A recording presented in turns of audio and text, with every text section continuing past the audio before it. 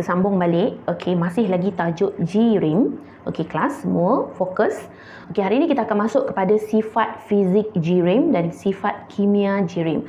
Apa maksud sifat fizik? Physical.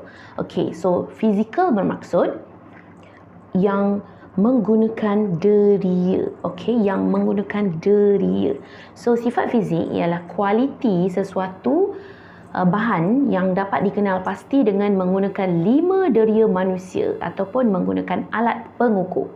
So sesuatu benda yang menggunakan 5 deria. Okey, kita ada 5 deria kita. Okey, deria apa kita ada? Deria bau. Okey, deria bau, kita ada deria rasa, kita ada deria pendengaran, kita ada deria penglihatan. Okey, dah berapa tu kelas? Deria bau, deria rasa, deria penglihatan, deria pendengaran dan juga deria sentuhan. So kita ada 5. Biasanya di dalam eksperimen ataupun di dalam apa-apa sahaja yang melibatkan sains, okey, pemerhatian, kita hanya menggunakan deria penglihatan sahaja. Okey, kita tidak, maksudnya dalam pemerhatian kita untuk jawab soalan lah, deria penglihatan sahaja. Okey, tetapi untuk sifat fizik JIRIM, okey, kita menggunakan 5 deria. Okey, apa maksud JIRIM kelas? Sesuatu benda, sebarang benda yang mempunyai jisim dan memenuhi ruang. Okey, so kita nak tengok contoh JIRIM. JIRIM apa?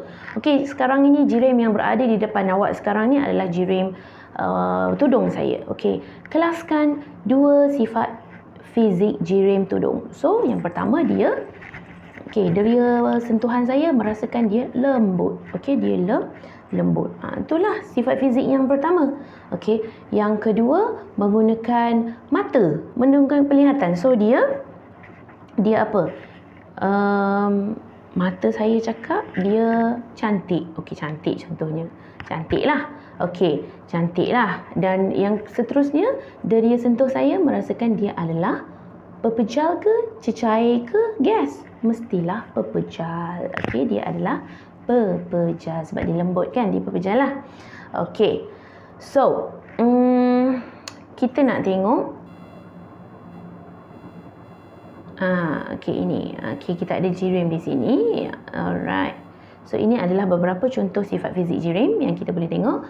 Okey, so di situ dia kata takat cecair yang berbeza mempunyai takat didih yang berbeza. So takat didih, okey, takat didih ni macam mana kita nak menentukan takat didih? Kita menggunakan alat pengukur. Alat pengukurnya adalah termometer. So selain daripada 5 deria, okey, sifat fizik boleh ditentukan dengan alat pengukur. So alat pengukur kita menggunakan termometer. Macam mana nak tengok termometer tu? Kita menggunakan deria penglihatan. So bila dia mendidih, deria penglihatan kita tengok pada takat 100 darjah Celsius. Itu maksudnya sifat fizik JIRIM. JIRIM apa yang kita tengok tu? JIRIM I. Okey, I adalah JIRIM.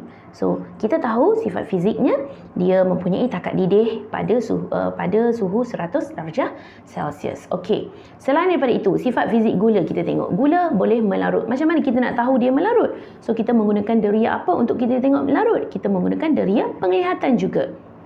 Okey, penglihatan dia boleh melarut dalam air kopi. Okey, selain daripada itu, periuk. Okey, kita tengok sifat fizik bagi periuk. Periuk diperbuat daripada bahan konduktor haba seperti logam. So kita boleh deria sentuhan. Kita menggunakan deria sentuhan untuk kita tengok dia adalah konduktor haba dan juga deria penglihatan. Okey. Alright, seterusnya pemegang periuk diperbuat daripada penebak haba seperti plastik, penebak haba. So kita macam mana kita nak tahu dia penebak haba? Mestilah kita menggunakan deria sentuhan juga dan juga deria penglihatan. So inilah sifat fizik yang ditentukan oleh 5 deria kamu tadi dan juga alat pengukur.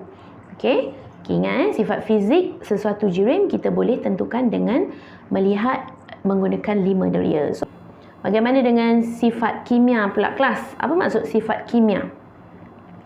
Sifat kimia adalah merujuk kepada tindak balas. Okey, tindak balas sesuatu bahan itu berubah menjadi satu bahan yang berbeza. Maksudnya satu bahan bila dia bertindak balas dengan benda lain, dia jadi benda lain. Boleh faham? Dia tidak mengekalkan sifat asalnya. Dia jadi satu benda yang berbeza daripada sebelum dia. Sebelum sifat dia. Okey, contohnya saya okey, tengok nampak gambar depan tu. Okey, besi pada basikal. Besi, asalnya besi. Okey, besi warna hitam. Apabila dia terdedah kepada udara dan juga air, okey, dia berlaku tindak balas antara air dengan udara, dia menjadi besi yang berkarat, dia warna perang. Dia dah tukar jadi warna perang. Besi yang hitam tadi tukar jadi warna perang. So dia berbeza daripada sifat asalnya. Dia dah melakukan tindak balas. So itu adalah sifat kimia. Okey, sifat kimia untuk besi itu. Okey, untuk besi itu. Okey, sama juga dengan petrol tu. Okey, petrol merupakan jirim yang mudah terbakar. So petrol asalnya minyak petrol. So bila dia terbakar dalam udara, okey, awak bakar bubuh dalam, dia akan menukarkan, dia akan terbakar dan menukarkan jadi gas. Okey, dia daripada satu jirim yang cecair, dia akan tukar jadi gas. Okey, jadi gas. Okey, so dia melakukan tindak balas. So dia berbeza daripada sifat asalnya. Okey, kita pergi pada ketumpatan. Okey, kita dah belajar itu awal, tajuk bab awal-awal. Ketumpatan adalah jisim per unit isi padu, jisim bahagi isi padu. Okey, bahan tersebut. So nampak di situ kita ada dua, minyak dan juga air. So minyak dikatakan kurang tumpat daripada air dan air lebih tumpat daripada minyak. So ini adalah bahan-bahan. Saya tak nyatakan lebih lanjut. So saya rasa awak boleh imbas kembali yang kita dah belajar.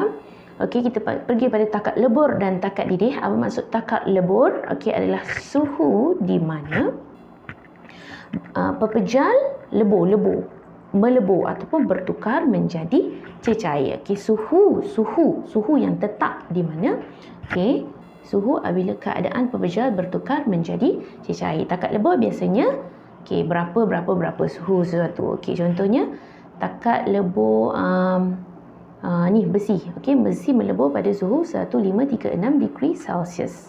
Okey, so ais juga melebur pada 0 darjah Celsius. Itu pepejal jadi cecair.